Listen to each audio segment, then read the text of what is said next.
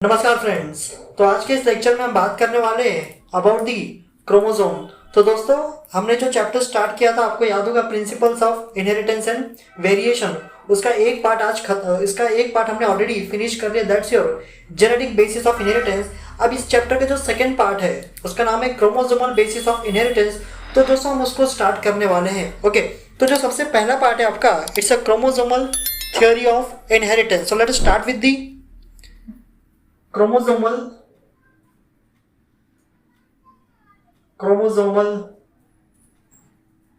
theory of inheritance। Okay, देखो दोस्तों, ये क्रोमोसोम थियरी ऑफ इनहेरिटेंस ये क्या बोलती है। ओके, सबसे पहला ये जो थियरी है, this theory was given by two scientists, Walter Sutton and the Theodore Boveri। okay, means Sutton and Boveri। so proposed by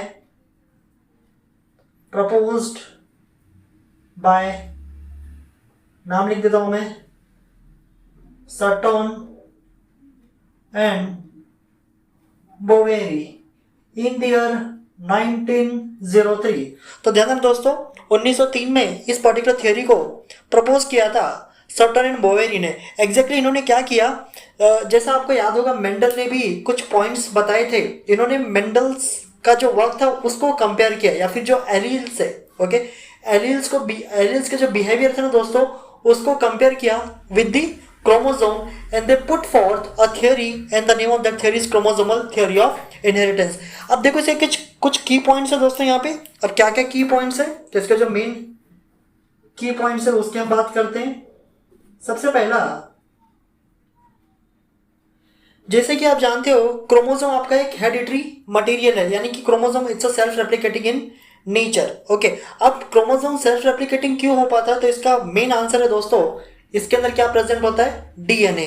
तो सबसे पहला पॉइंट हो जाएगा आपका genes located on chromosome. Okay, तो जो सबसे पहला इसका की पॉइंट है, it's your genes located on chromosomes. Okay, short में लिखा है क्रोमोसोम्स। ओके, दूसरा देखो, आपको पता है जैसे आपके अलील्स दोस्तों पेयर में होते हैं ना, वैसे chromosomes are also present in pair. So chromosomes present in pair. Okay, तो क्रोमोसोम भी हमेशा जोड़े में मिलते हैं, और जो पेयरिंग होती है दोस्तों उसी को हम कहते हैं homologous pairing। okay, so chromosomes, yes, they are always present in pair, but क्या ये हमेशा पेयर में रहते हैं, नहीं, there is a segregation। remember, chromosome segregate, ये segregate कब होते हैं, during meiosis। okay, so chromosome segregate का मतलब आपको पता है, separate। so chromosome segregate during meiosis। okay, so chromosome segregate during meiosis. अब मियोसिस में सेग्रीगेट होने के बाद क्या होता है दोस्तों, there is independent assortment. Okay, तो सबसे पहला आपने देखा क्रोमोसोम्स, जीन्स जो आपके क्रोमोसोम्स में लोकेटेड होते हैं, इसके अलावा chromosomes always present in pair, but chromosomes segregate during meiosis. Okay, during meiosis there is a separation of chromosome, okay, and assort independently. इसका क्या होता है दोस्तों, इंडिपेंडेंट असॉर्टमेंट होता है, they assort independently to form gametes। यहाँ पे क्या बन जाए दोस्तों, आपके gametes। ओके, इसका मतलब क्रोमोसोम आपके सेग्रीगेट हो गए, और एक गेमेट में आपका जो पेयर था उस पेयर का एक ही क्रोमोसोम क्या होगा, जाएगा। इसके बाद fertilisation. Okay, fertilisation restores the diploid condition। तो दोस्तों, जो फर्टिलाइजेशन होता है ना, वो क्या करेगा, डिप्लॉयड कंडीशन को वापस से रिस्टोर कर देता है। जैसे आपने देखा ना यहाँ पे, क्रोमोसोम प्रेजेंट इन पेयर, जोड़े में होते हैं ना, तो वापस से उधर जोड़े में आ जाते हैं आफ्टर द फर्टिलाइजेशन। ओके, तो दोस्तों ये पहला पार्ट हो गया आपका, that's your chromosomal theory of inheritance proposed by Sutton and Boveri in the year 1903, and these are the some key points। okay, ये इसके क्या है, कुछ की पॉइंट्स है। अब फ्रेंड्स हम बात करेंगे क्रोमोसोम्स की। क्रोमोसोम्स होते क्या है, ओके, कैसे दिखते हैं, तो सारा इंफॉर्मेशन अब हम क्रोमोसोम्स के बारे में लेने वाले हैं। Okay, so let us start with the chromosome. Okay, तो दोस्तों देखो ये जो क्रोमोसोम है, ओके, ये दो वर्ड से मिलके बना है, chroma and soma. So chromosome derive from two words, first it's your chroma, तो पहला दोस्तों आपका क्रोमा, दूसरा है सोमा। ओके फ्रेंड्स, याद रखना क्रोमा का मतलब होता है कलर, इसका मतलब होता है कलर, सोमा का मतलब होता है body. So chroma means what? Colour, soma means body. तो ultimately chromosome is nothing but it's a coloured filamentous body. ध्यान देना दोस्तों, इसको हम क्या लिख सकते हैं, इसका definition, chromosome it's your coloured filamentous body. Okay, अब देखो ये कलर्ड बॉडी का मतलब आपको समझ में आ गया। इस वर्ड का मतलब क्या? फिलामेंटस का। दोस्तों फिलामेंटस का मतलब होता है something thread like. Okay, thread जैसा होता है उसी को हम कहते हैं फिलामेंटस। ओके, तो थ्रेड जैसा स्ट्रक्चर होता है, यानी कि इसका लेंथ ज्यादा होता है as compare to the diameter. Diameter से ज्यादा इसका क्या होता है? लेंथ होता है, इसके लिए इसको बोलते हैं हम filamentous. So it's a coloured filamentous body.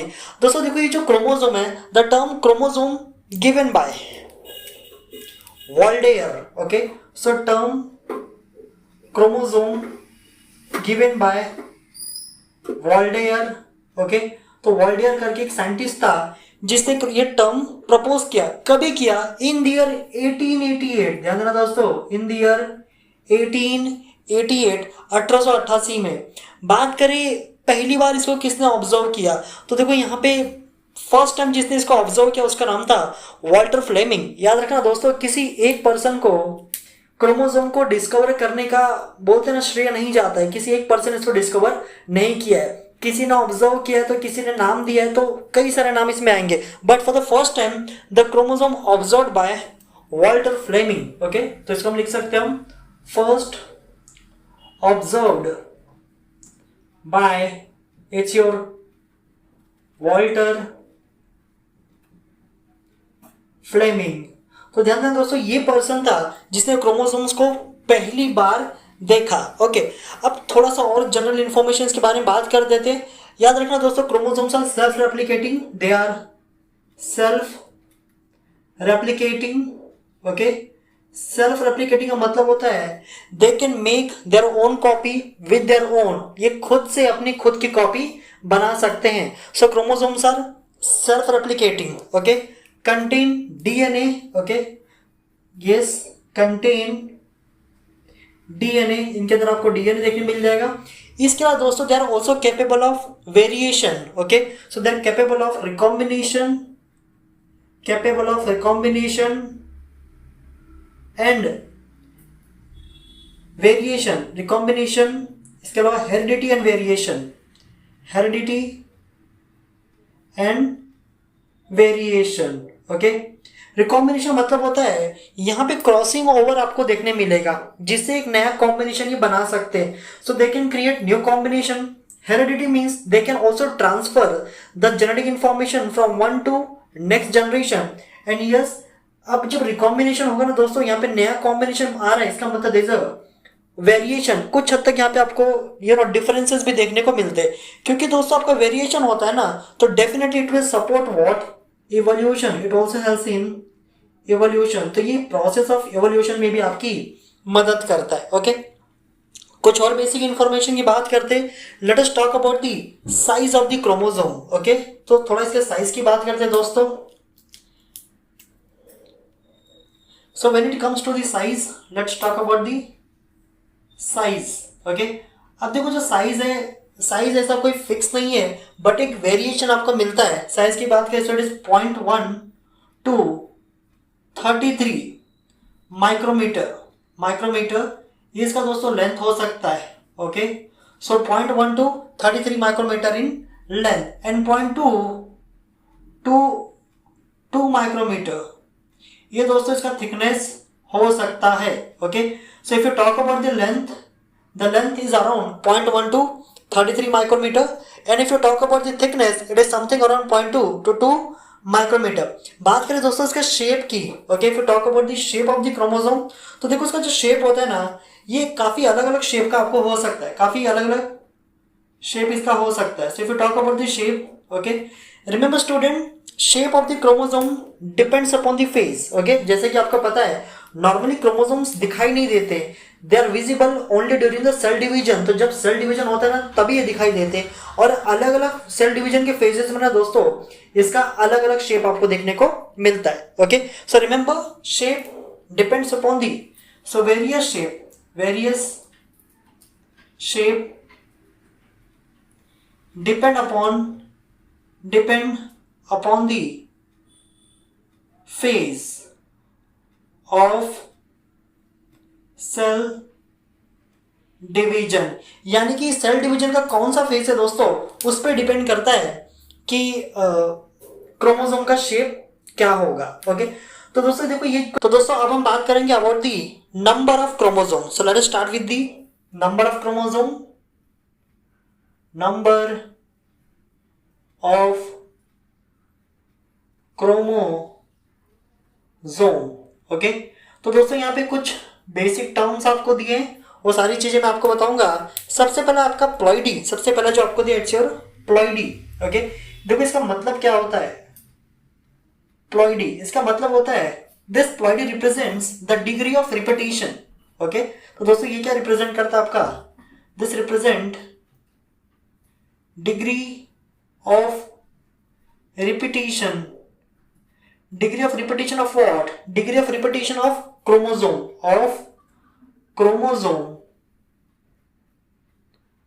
from its primary basic number, from its primary basic number। Okay, इसका मतलब है क्रोमोसोम आपका कितनी बार रिपीट होता है। ओके, अपने प्राइमरी बेसिक नंबर से, उसी को कहते हैं हम यूप्लॉइडी। अब देखो दोस्तों यूप्लॉइडी आपका दो टाइप का हो सकता है। Okay, so this euploidy can be of two type. एक है आपका, सॉरी इसको कहते हैं दोस्तों हम ploidy. This ploidy are of two types, ये दो टाइप का हो सकता है। एक है आपके पास यूप्लॉइडी, एक को हम बोलते हैं यूप्लॉइडी। दूसरा दोस्तों आपके पास aneuploidy. Second we have aneuploidy. अब देखो इन दोनों में डिफरेंस क्या है।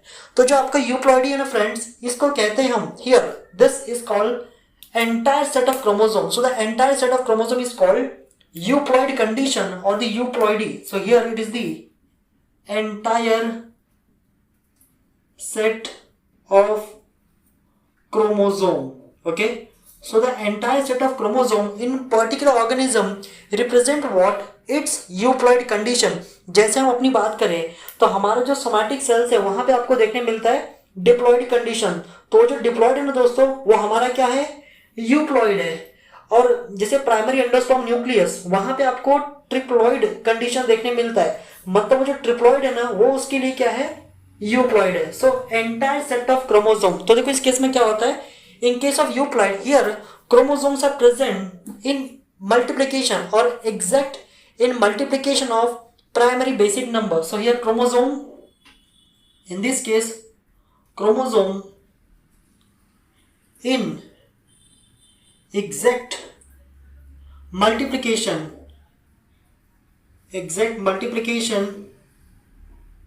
of primary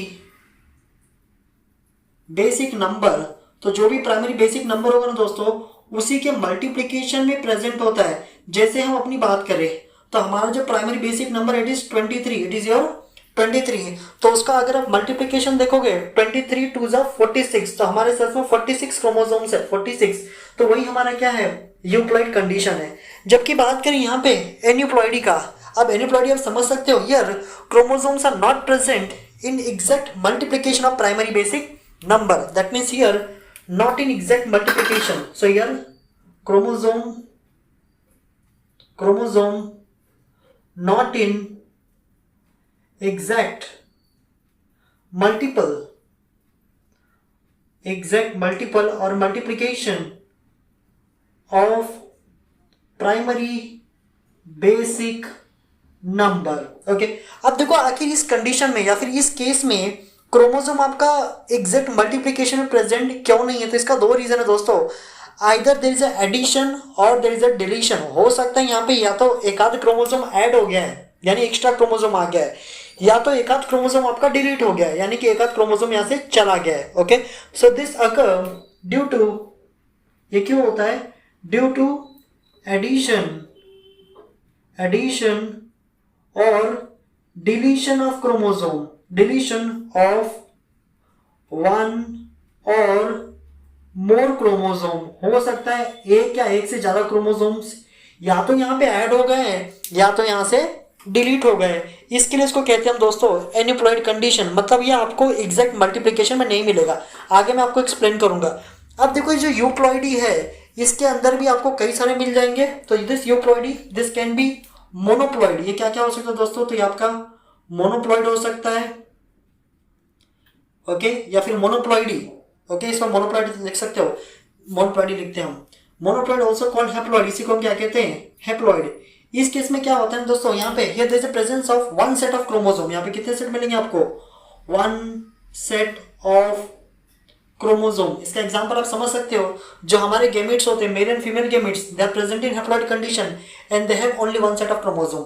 दूसरा देखो आपका, दूसरा टाइप हो सकता है इसका डिप्लॉइड। डिप्लॉइड, अब इसका बताने की जरूरत है दोस्तों, यहाँ पे टू सेट्स ऑफ क्रोमोसोम। यहाँ पे क्या प्रेजेंट होंगे आपके?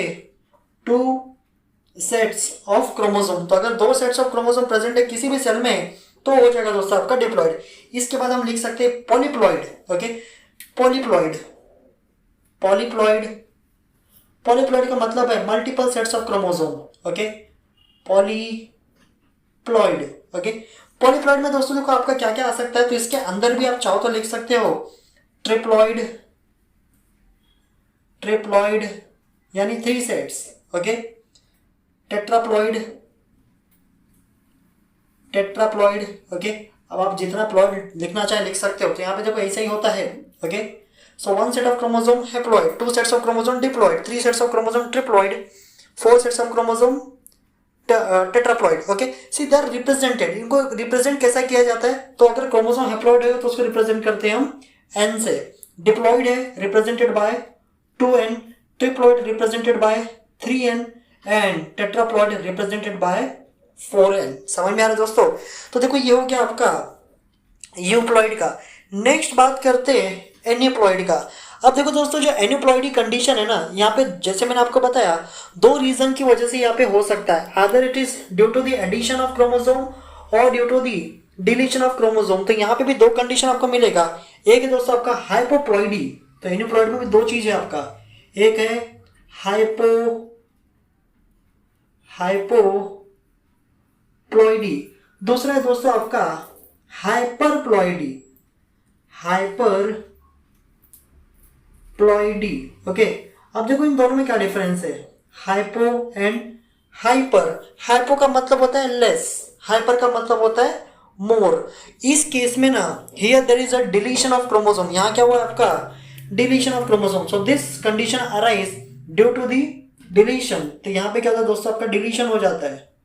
This condition arise due to the deletion of chromosome, whereas hyperploidic condition arise due to the addition. This arise due to the addition of chromosome. तो ये deletion की वजह से होता है, जबकि ये किससे होता है आपका दोस्तों? एडिशन की वजह से होता है। अब देखो हाइपोप्लॉइडी में भी क्या क्या देखने मिलेगा। तो सबसे पहला कंडीशन आपके पास है इट्स योर मोनोसोमिक कंडीशन। इसके अंदर दोस्तों आपको मिल जाएगा, first we have monosomy. Okay, monosomy जैसा भी आपने देखा, हम अपना रेफरेंस लेंगे। हमारा जो it is we are present in diploid condition, that means 2n। Mono का मतलब होता है सिंगल। नॉर्मली क्रोमोसोम आपने देखा था ना, क्रोमोसोम थ्योरी ऑफ इनहेरिटेंस में chromosomes always present in pair. लेकिन जब पेयर का एक गायब हो गया ना, एक डिलीट हो गया, ओके, उसको बोलते हैं मोनोसोमी। मोनो का मतलब सिंगल। तो यहाँ पे इसको रिप्रेजेंट करते हैं दोस्तों this is how we can represent monosomic condition 2n-1। इसको रिप्रेजेंट करते हैं बाय 2n-1। अब देखो हम अपना ही रेफरेंस लेते हैं, ओके, अपना ही एग्जांपल लेते हैं। हमारी बॉडी प्रेजेंट है दोस्तों डिप्लॉइड कंडीशन में, दैट मींस 2n। हमारा प्राइमरी बेसिक नंबर क्या है? 23। सो 23 मल्टीप्लाई बाय 2 46। अब देखो यहाँ पे क्या है? 46-1। इस केस में क्या होगा? 46-1 कितना हो गया? 45। अब क्या 45 एग्जैक्ट मल्टीप्लीकेशन है आपका 23 का? नो, ये इसीलिए दोस्तों इसको हम क्या बोलते हैं, एन्यूप्लॉइड बोलते हैं। क्या बोलते हैं, एन्यूप्लॉइड। तो देखो यहाँ पे एक क्रोमोसोम आपका क्या हो गया, पेयर का चला गया, so it becomes your monosomy. दूसरा हो सकता है तो आपका दोस्तों डबल मोनोसोमी, एक और हो सकता है आपका डबल मोनोसोमी। डबल मोनोसोमी, देखो डबल मोनोसोमी में क्या होता है ना, both the chromosomes of a pair lost, दोनों ही अगर sorry two chromosomes, okay, two chromosomes from two different pairs are lost. अगर दो क्रोमोसोम दो अलग अलग पेयर के लॉस्ट होंगे ना, उसको कहते हैं हम डबल मोनोसोमी। तो इसको रिप्रेजेंट किया जाता है by 2n-1 -1। This is how we represent double monosomy. Okay, तीसरा देखो कंडीशन दोस्तों इसमें क्या हो सकता है, नल्लीसोमी कंडीशन। नल्लीसोमी,